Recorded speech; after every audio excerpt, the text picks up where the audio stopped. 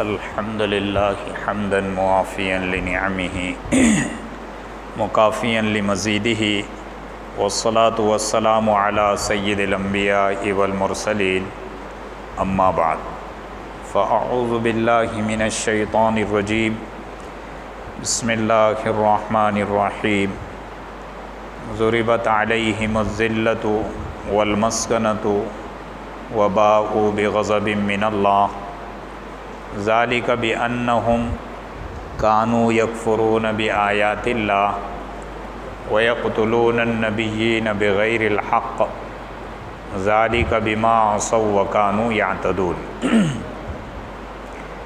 صدق اللہ العظیم۔ یا رب صلی وسلم دائما ابدا علی حبیبک خیر الخلق کلہم۔ یا رب صلی وسلم دائما ابدا علی حبیبک خیر الخلق کلہم۔ یا رب صلی وسلم دائما ابدا علی حبیبک خیر الخلق کلہم۔ قابل صد احترام محترم و معزز بزرگوں، دوستو، گزشتہ جمعہ میں چند باتیں آپ کے سامنے پیش کی گئی تھی۔ کچھ باتیں تو صحبت سے متعلق، سچے لوگوں کے ساتھ رہنے سے متعلق تھی۔ پھر اخیر میں حالات حاضرہ کے اعتبار سے جو فلسطین کے اسرائیلی اور یہودیوں کے حالات چل رہے ہیں، اس سے متعلق چند باتیں ذکر کی گئی تھی، اور یہ کہا گیا تھا اخیر میں کہ انشاءاللہ اگلے جمعہ کو، یعنی آج کے دن، یہودیوں کی تاریخ اور اسرائیل کیا ہے اس سے متعلق کچھ باتیں پیش کی جائے گی۔ جو آیت کریمہ پڑھی گئی تو اس میں اللہ رب العزت نے اس قوم پر، جسے یہودی یا اسرائیلی کہتے ہیں، ان پر ہمیشہ کے لیے عذاب کو مسلط کر دیا ہے۔ جیسے ہم خود جب بھی نماز پڑھتے ہیں، چاہے نفل ہو، سنت ہو، واجب ہو، فرض ہو، اس میں سورہ فاتحہ پڑھتے ہیں۔ سورہ فاتحہ کے اخیر میں غیر المغضوب علیہم ولا الضالین پڑھتے ہیں، تو اس میں آخری ٹکڑے میں یا آخری آیت اور آخری جز میں جو غیر المغضوبی کہا گیا ہے، اس سے بالاتفاق یہودی مراد ہے، اور ولا الضالین سے بالاتفاق نصارہ اور عیسائی مراد ہے۔ یعنی اللہ رب العزت نے قیامت تک کے لیے ان پر اپنے غیظ و غضب کو نازل کر دیا ہے۔ قرآن کریم میں 12 جگہ اس کو ذکر کیا گیا ہے کہ اللہ رب العزت نے ان پر پھٹکار مار دی ہے۔ ضربت علیہم الذلۃ، ایک تو ذلت، والمسکنۃ، دوسری بیچارگی، غریبی جسے کہتے ہیں، وباءوا بغضب من اللہ، اور تیسری اللہ کا غیظ و غضب، اللہ کا غصہ۔ پھر وجہ بھی ذکر کر دی کہ کیوں ان کے ساتھ ایسا کیا گیا۔ ذالک بأنہم کانوا یکفرون بآیات اللہ، بسبب اس کے کہ یہ اللہ کی آیتوں کا انکار کرتے ہیں۔ وَيَقْتُلُونَ النَّبِيِّينَ بِغَيْرِ الْحَقِّ، اور انبیاء کا ناحق قتل کرتے ہیں۔ ذَلِكَ بِمَا عَصَوْا وَكَانُوا يَعْتَدُونَ، صرف نافرمانی نہیں کرتے بلکہ نافرمانی میں حد سے تجاوز کر جاتے ہیں۔ آیت میں تو اللہ رب العزت نے یہ بات ذکر کی اور قیامت تک کے لیے ان کو اس عذاب میں داخل اور شامل کر دیا گیا۔ یہ یہودی قوم کیا ہے؟ آج کل جو اسرائیل ہے، اسرائیلی جو کہتے ہیں، یہ کون قوم ہے؟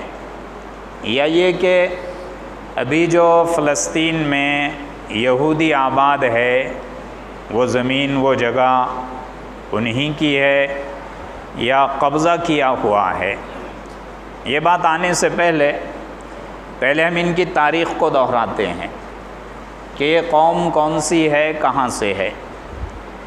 حضرت ابراہیم علیہ السلام کے بیٹے حضرت اسحاق علیہ السلام اور ان کے بیٹے حضرت یعقوب علیہ السلام، حضرت یعقوب علیہ السلام کے دو نام تھے، ایک تو خود یعقوب اور دوسرا اسرائیل۔ اور ایک روایت میں یہ بات ذکر کی گئی کہ اسرائیل آپ کا نام نہیں تھا، آپ کا لقب تھا۔ اسرائیل کہتے ہیں عبداللہ کو، یعنی اللہ کا بندہ۔ قرآن کریم میں اللہ رب العزت نے جب کبھی بھی بنی اسرائیل کو، حضرت یعقوب علیہ السلام کی اولاد کو، چاہے یہودی ہو یا نصرانی ہو، ان کو مخاطب کر کے اگر بات ذکر کی گئی تو بنی اسرائیل کا لفظ استعمال کیا، یعنی اسرائیل کی اولاد۔ بنی یعقوب ذکر نہیں کیا کہ یعقوب کی اولاد۔ مفسرین فرماتے ہیں کہ اسرائیل کا لفظ اس لیے استعمال کیا کہ حضرت یعقوب علیہ السلام نبی تھے، عبادت گزار تھے۔ اللہ رب العزت بار بار ان کو یاد دلانا چاہتا ہے کہ تم ایک اللہ کے نیک بندوں کی اولاد ہے، نیک بندے کی اولاد ہے، لہٰذا تم اپنے نیکی پر قائم رہو، جمے رہو۔ اس لیے بار بار بنی اسرائیل ذکر کیا، اپنی نعمتوں کا ذکر کیا، یا بنی اسرائیل، یا بنی اسرائیل اذکروا نعمتی التی انعمت علیکم، کہ اے بنی اسرائیل، اے یعقوب کی اولادے، ہم نے تم پر جو احسان کیا اس کو یاد کرو۔ تو یہ حضرت یعقوب علیہ السلام کی اولاد ہے۔ حضرت ابراہیم علیہ السلام کا اگر آبائی وطن دیکھا جائے تو آپ عراق کے رہنے والے تھے۔ اس وقت ان کے زمانے میں نمرود کی حکومت تھی، ظالم بادشاہ تھا۔ حضرت ابراہیم کے واقعات آپ نے بارہا سنے ہیں۔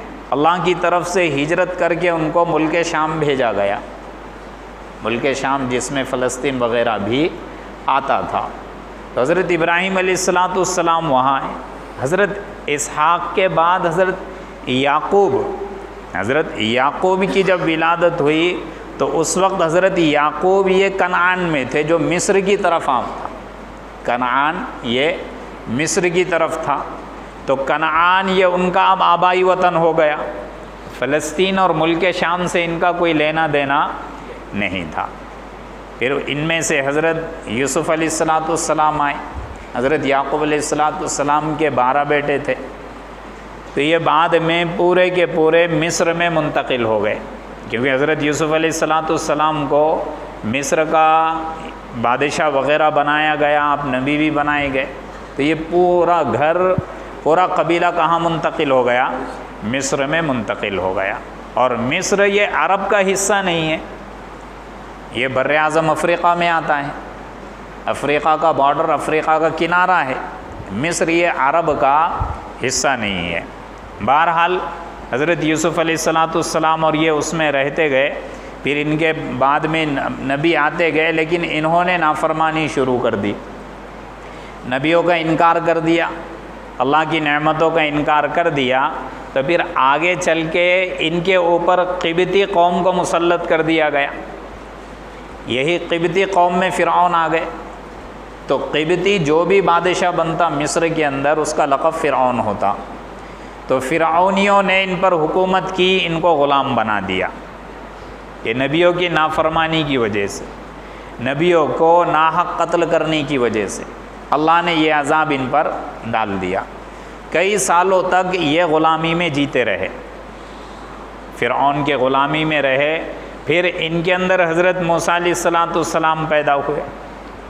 حضرت موسیٰ علیہ السلام ان کے نبی بنائے گئے، پھر فرعون کی غلامی سے ان کو نجات دلائی گئی، فرعون کی غلامی سے ان کو نجات دلائی گئی، پھر ان کو وہاں سے نکالا گیا ملک مصر سے، فرعون کو غرق کر دیا گیا۔ حضرت موسیٰ علیہ السلام کو تورات ملی، اس کے احکامات ملے، پھر انہوں نے وادی طی میں رہا، اللہ نے پھر نعمتیں ان پر دی، منّ و سلویٰ، جنت سے دسترخوان ان کو اتارا جاتا یا جنت کا کھانا کھلایا جاتا، پھر انہوں نے نافرمانی کی۔ اتنی ساری نعمتیں دینے کے باوجود نافرمانی کی۔ حضرت موسیٰ علیہ السلام تورات لانے کے لیے کوہ طور پہ گئے تو یہاں پہ انہوں نے بت پرستی اور شرک پرستی شروع کر دی، تو یہ پھر نبی کی نافرمانی۔ حضرت ہارون علیہ السلام کو بھی نبی بنایا گیا تھا حضرت موسیٰ علیہ السلام کے کہنے کے مطابق، اور اللہ کے سامنے دعا رکھنے کے وجہ سے۔ اب حضرت ہارون علیہ السلام اور حضرت موسیٰ علیہ السلام یہ بیک وقت دو نبی ساتھ میں تھے، بیک وقت دو نبی ساتھ میں تھے، اور جب نبوت کا اختتامی سلسلہ بنی اسرائیل میں حضرت عیسیٰ پہ جب ہونے لگا تو اس وقت بھی دو نبی بیک وقت بنی اسرائیل کے تھے، حضرت یحییٰ علیہ السلام بھی اور حضرت عیسیٰ علیہ السلام بھی۔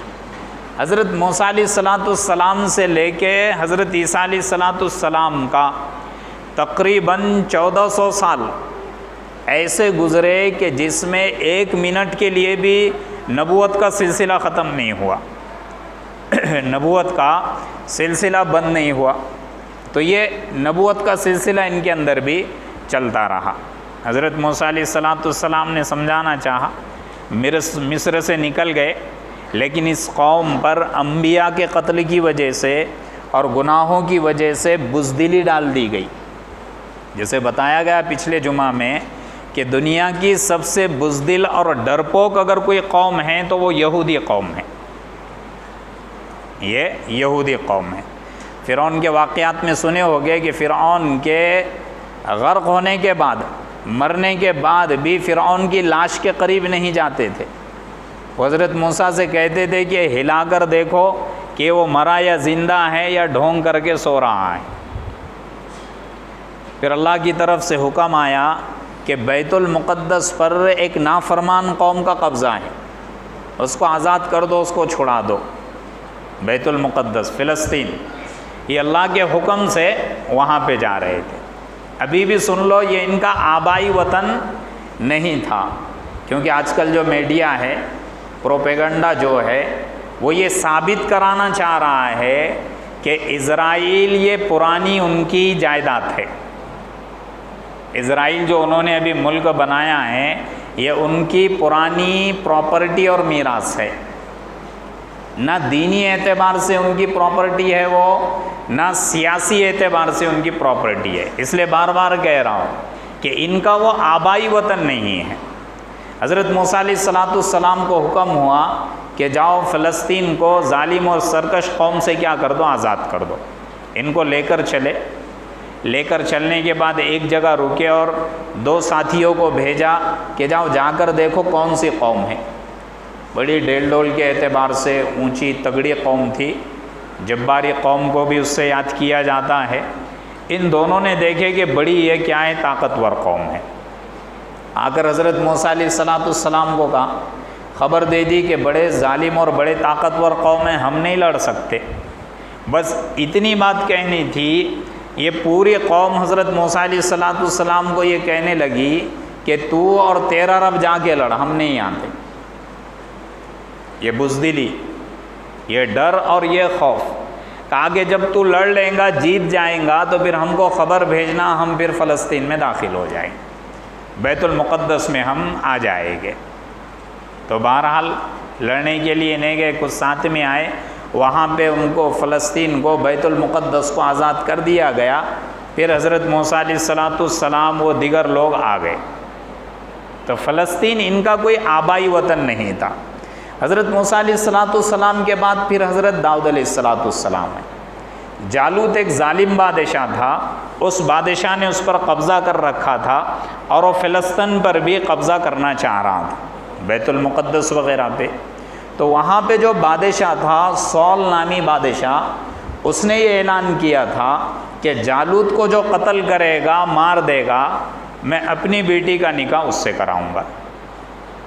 تو حضرت داؤد علیہ السلام یہ نوجوان تھے، اس وقت وہ لشکر کے کوئی سپہ سالار وغیرہ نہیں تھے، البتہ اس زمانے میں طالوت نامی جو بادشاہ تھے علم اور طاقت کے اعتبار سے بڑھے ہوئے تھے، ان کو بنایا گیا تھا وہ جالوت کے مقابلے پہ آئے۔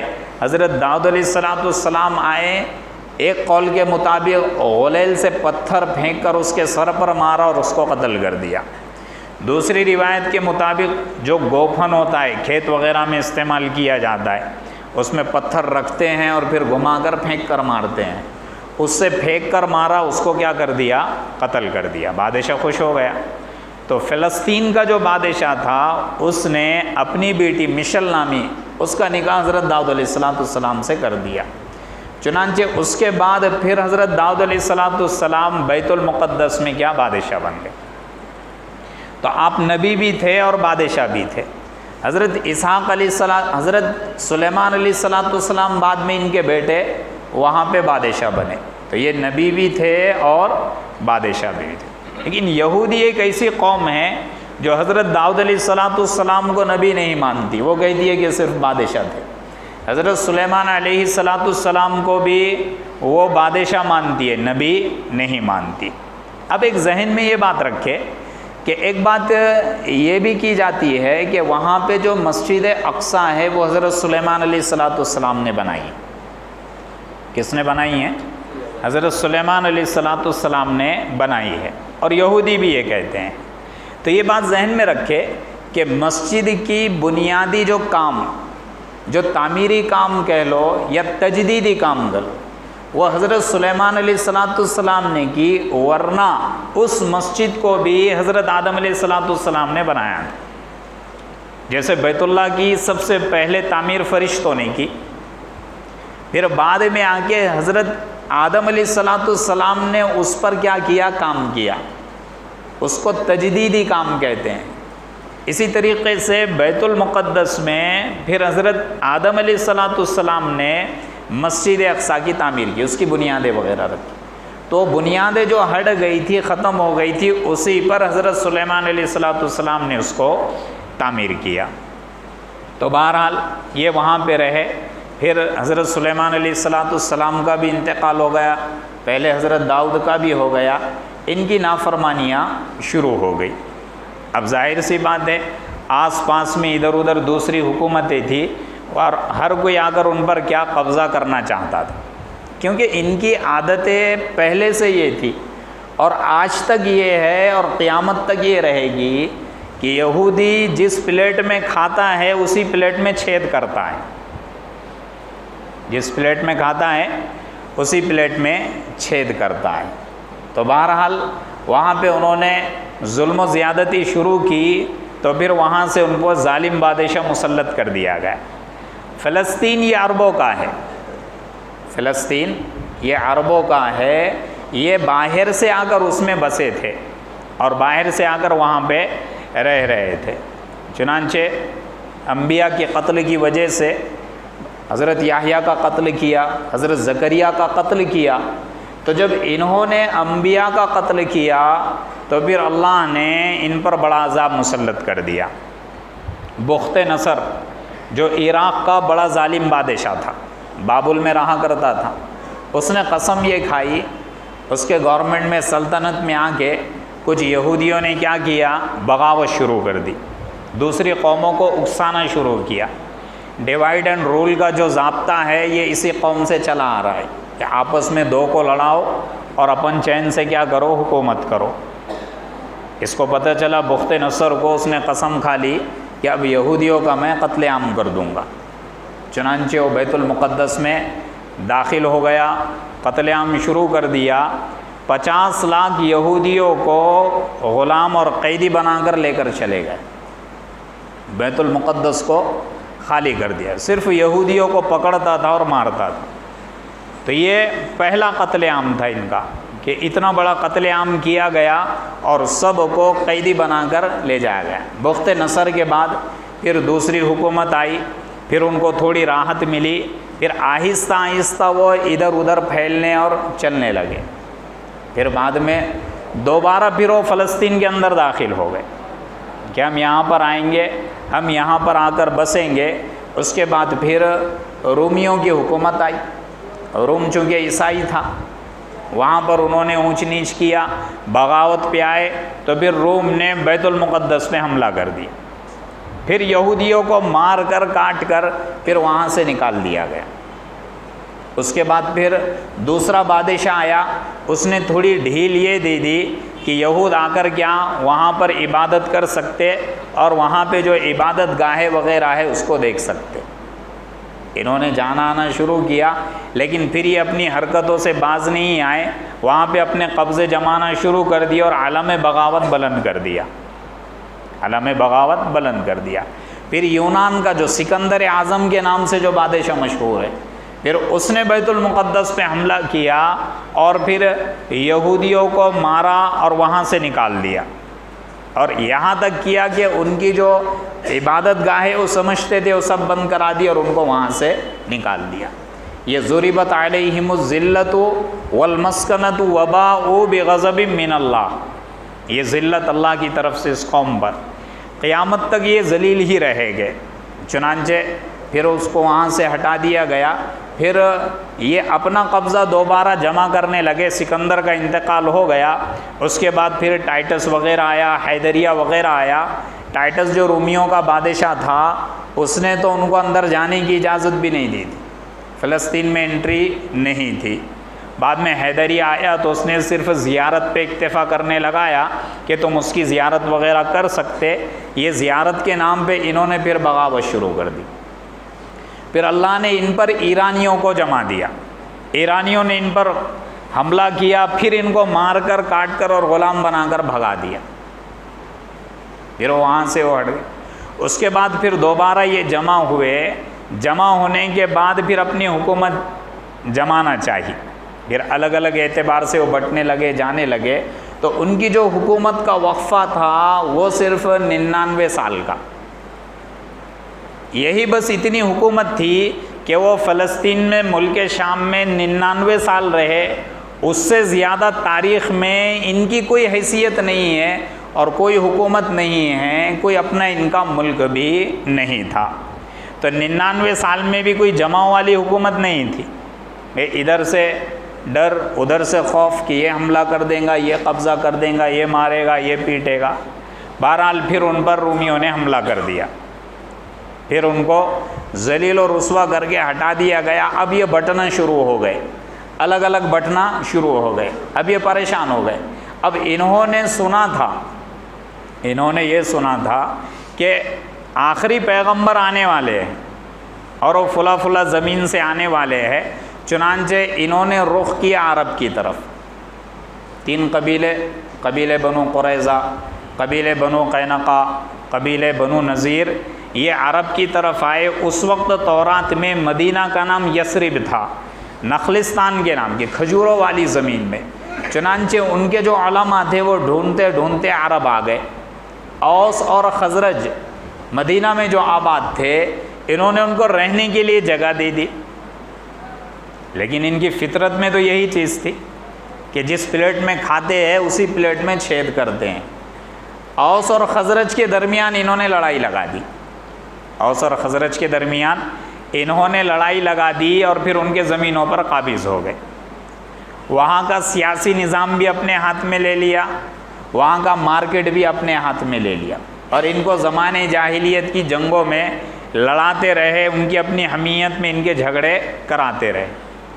بہرحال یہ سلسلہ چلتا رہا اور پھر باقی پورے یہودی دنیا میں جلا وطن ہوتے گئے, ادھر ادھر پھرتے رہے. حضرت عیسیٰ علیہ السلام کے پیدائش سے 165 سال, 150 سال پہلے سے لے کے جو 99 سال تھے وہ وہاں تک ان کی حکومت تھی. بعد میں ان کی حکومت نہیں آئی. مدینہ میں آ گئے کہ آخری پیغمبر آئیں گے, پھر آخری پیغمبر پوری دنیا پہ حکومت کریں گے, پھر دین پھیلے گا, ایمان پھیلے گا. اس مناسبت سے آئے تھے, لیکن وہاں کی زمینوں پر قبضہ کر دیا. اوس اور خزرج عربستان کی مہمان نوازی تو مشہور ہے, انہوں نے مہمان نوازی کے اعتبار سے زمینیں رہنے کے لیے جگہ دی تھی، لیکن یہ ان پر قابض آ گئے۔ اللہ کے رسول صلی اللہ علیہ وسلم جب مکہ سے ہجرت کر کے مدینہ منورہ گئے تو سب سے پہلا کام یہ کیا کہ مدینہ کا سیاسی نظام، پولیٹکس اپنے ہاتھ میں لے لیا، یہ سب سے پہلا کام کیا۔ دوسرا پھر آہستہ آہستہ وہاں کا مارکیٹ اپنے ہاتھ میں لے لیا، کیونکہ وہ مارکیٹ میں اپنا ریٹ طے کرتے تھے، کھجور کا بھاؤ کیا چلے گا، جیسے آج دنیا پہ مارکیٹ میں وہ ریٹ طے کرتے ہیں، شیئرز وہ نیچے اوپر کرتے ہیں، اس زمانے میں بھی یہودی ایسے کیا کرتے تھے۔ اللہ کے رسول نے سب سے پہلے سیاسی نظام اپنے ہاتھ میں لیا، وہاں کا مارکیٹ بھی اپنے ہاتھ میں لیا، لیکن یہ اپنی حرکتوں سے باز نہیں آئے۔ مسلمان عورتوں کو اندھیروں میں چھیڑا کرتے تھے، پتھر مارا کرتے تھے، سیٹیاں بجایا کرتے تھے۔ اللہ کے رسول نے سمجھایا، بہت سمجھایا، صحابہ نے سمجھایا، لیکن نہیں سمجھے۔ پھر دھمکی آ گئی اللہ کی طرف سے، اللہ کے رسول نے دھمکی دی کہ آئندہ اگر کسی ایک نے بھی غلطی کی تو ان کو یہاں سے مار کر بھگایا جائے گا، لیکن نہیں مانے۔ ضد ہٹ دھرم قوم، فطرت سے مجبور قوم، شرارتی قوم، نس نس میں شرارت پن بھرا ہوا، پھر ایک صحابیہ کو چھیڑ دیا۔ اللہ کے رسول صلی اللہ علیہ وسلم پر وحی آ گئی، پھر ان کو وہاں سے نکال دیا گیا، قبیلے بنو قریظہ اور ان قبائل کو، پھر یہ ان کا جو دوسرا قبیلہ خیبر میں آباد تھا وہاں پہ چلے گئے، خیبر میں چلے گئے۔ پھر بعد میں سن 7 ہجری میں غزوہ خیبر ہوا تو وہاں جا کر ان کو نکالا گیا، وہاں بھی سازش کی، پورے عرب کو متحد کر کے اللہ کے رسول کے خلاف کر دیا تھا۔ پھر اللہ کا حکم آیا، حضرت جبرائیل آئے، کہا کہ پھر وہاں نکلے، خیبر سے ان کو نکالا گیا۔ پھر خیبر سے نکلنے کے بعد وہ ملک شام کی طرف بڑھ گئے کہ وہاں ہمارے یہودی وغیرہ آباد ہے، لیکن چونکہ وہاں پہ عیسائیوں کی حکومت تھی، صرف ان کو مہمان نوازی کے اعتبار سے رکھا گیا، عیسائی بھی جانتے تھے کہ یہ کیسے قوم ہے کر کے، وہاں سے ان کو پھر جلا وطن کیا گیا، در بدر ٹھوکرے وہ کھاتے پھرتے رہے۔ حضرت عمر فاروق رضی اللہ تعالیٰ عنہ کے زمانے میں، حضرت عمر فاروق رضی اللہ تعالیٰ عنہ کے زمانے میں فلسطین پر، بیت المقدس پر بازنطینی ان کی حکومت تھی، کیونکہ تورات میں بھی یہ لکھا تھا، انجیل میں بھی یہ لکھا تھا کہ بیت المقدس کو ایک ایسا اسلامی حکمراں آئے گا جو بنا جنگ کیے کیا کر دے گا، فتح کر دے گا۔ حضرت عمر رضی اللہ تعالیٰ عنہ تھے۔ واقعات میں آپ نے سنا ہوگا کہ کیسے پہنچے، کیا پہنچے، پھر یہ پہنچے بنا لڑے، ان کے ہاتھ میں بیت المقدس ان کے حوالے کر دیا گیا۔ حضرت سلیمان علیہ السلام نے جو مسجد بنائی تھی، چونکہ ظالم بادشاہوں نے اس کو توڑ دیا تھا اور یہودی اس میں عبادت بھی نہیں کیا کرتے تھے، وہ تو ہیکل سلیمانی جو مقدس جگہ مانتے ہیں، ہم بھی اس جگہ کو مقدس مانتے ہیں، وہاں پہ وہ عبادت کیا کرتے تھے، آج بھی کر رہے ہیں، انہوں نے اس پر دھیان نہیں دیا۔ حضرت عمر فاروق رضی اللہ تعالیٰ عنہ نے بیت المقدس، مسجد اقصیٰ، اس کو کیا کیا، صاف ستھرا کیا، پھر اس مسجد کی کیا کی، دوبارہ تعمیر کی، یہودیوں کو نکالا نہیں، ایک عام اجازت دے دی، اور ایک عام اعلان یہ کر دیا کہ یہودی جہاں بھی رہے گا ان کو پرسکون رکھا جائے، ان کے خلاف کوئی سازش وغیرہ نہیں کی جائے گی۔ حضرت عمر فاروق رضی اللہ تعالیٰ عنہ نے یہاں تک اعلان کر دیا۔ بہرحال یہ چلتا رہا سلسلہ، اس کے بعد پھر خلافت عثمانیہ وغیرہ آئی، سن 636 عیسوی سے لے کر، سن 636 عیسوی سے لے کر 1948 تک، 1947 1948 تک ان کا کوئی وطن نہیں تھا، ان کی کوئی حکومت نہیں تھی۔ 1800 سال تک یہ در بدر پھرتے رہے۔ اللہ نے ان کو اتنا ذلیل و رسوا کیا کہ 1800 سال تک یہ پوری دنیا میں گھومتے رہے۔ لیکن جب پہلی جنگ عظیم ہوئی 1914 سے لے کے 1918 تک، اس میں قتل عام ہوا، اتنا قتل عام ہوا کہ تقریباً 1.5 کروڑ انسانوں کو قتل کیا گیا۔ اس کے بعد دوسری جنگ عظیم آئی، وہ تقریباً 1934 سے 1938 تک رہی غالباً، اس میں بھی ہٹلر وغیرہ کا رول رہا۔ ہٹلر جسے بخت نصر ثانی بھی کہتے، اس نے ٹارگیٹ کیا تھا کہ یہودیوں کا قتل عام کروں گا، چنانچہ اس نے کئی لاکھ یہودیوں کا قتل عام کیا، پکڑ پکڑ کر مارتا تھا، گیس کے ڈبوں میں بند کر کر کے جلا دیتا تھا، چولہوں میں بند کر کر کے جلا دیتا تھا، لیکن چند یہودی وہاں سے بھاگ گئے، ہر جگہ جاتے تھے۔ برطانیہ کے پاس گئے، برطانیہ نے ان کو پناہ نہیں دی، امریکہ کے پاس گئے، امریکہ نے ان کو کوئی پناہ نہیں دی، بعد میں مجبور ہو کر فلسطین چلے گئے۔ تو فلسطین کے عربوں نے ان کی مہمان نوازی کی، ان کو جگہ دی، ان کو اپنے رہنے کے مکانات دیے، اور اگر کوئی یہ چاہے کہ زمین کی قیمت ادا کر دے آگے چل کے وہ بھی ہوا، لیکن انہوں نے ان کو اپنی جگہ اور زمین دے دی، آہستہ آہستہ وہاں پر قابض ہو گئے اور پورے زمین کو کیا کر دیا، اپنے حصے میں لے لیا۔ برطانیہ اور امریکہ یہ اس کو پال رہا ہے، اسرائیل برطانیہ اور امریکہ کی ناجائز اولاد ہے، جو وہ اس کی پرورش کر رہا ہے، پشت پناہی کر رہا ہے۔ حبل من الناس بحبل من اللہ و حبل من الناس، اللہ نے فرمایا کہ یہ ہمیشہ ذلیل و رسوا رہے گے، لیکن اگر کوئی لوگ ان کی پشت پناہی کرے گا یا اللہ کے کسی حکم کے ماتحت آ جائے گے تو پھر ان کو ذلت ہی رہے گی، لیکن ان کو تھوڑی مدد مل جائے گی، ان کو تھوڑی مدد مل جائے گی۔ تو یہ یہودیوں کی تاریخ ہے۔